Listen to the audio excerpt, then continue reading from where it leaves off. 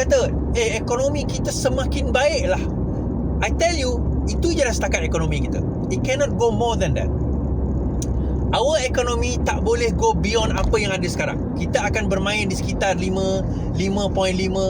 Maximum at one time we might hit 7. Tapi kita tak akan boleh go beyond that.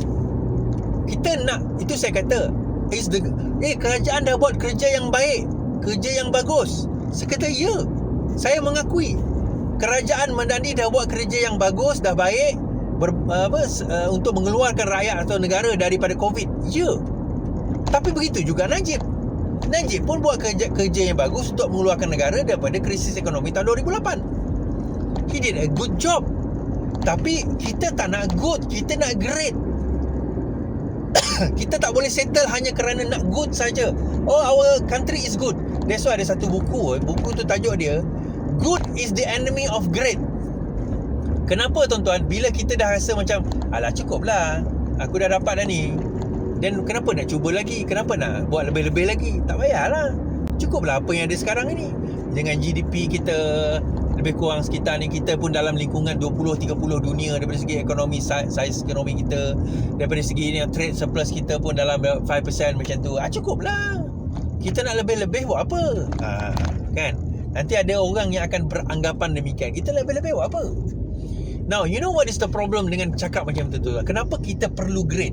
Bukan macam Amerika, make America great again. Maknanya suatu masa dahulu Amerika pernah great, dia merudum, dia nak jadikan great. Malaysia tak pernah great daripada segi ekonomi. We are always in the middle. Sekarang ini kita baru nak create great tu. Kenapa kita nak kena create great itu, tuan-tuan?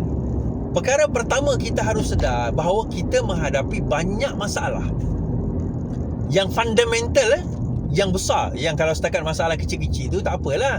Yang ini fundamental. Apa masalah fundamental paling besar, tuan-tuan?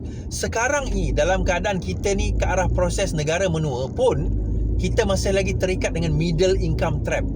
Perangkap pendapatan menengah. The middle income trap. Bayangkan kalau zaman kita sudah mencapai negara menua dan negara tua, bagaimana kita nak keluar daripada middle income trap?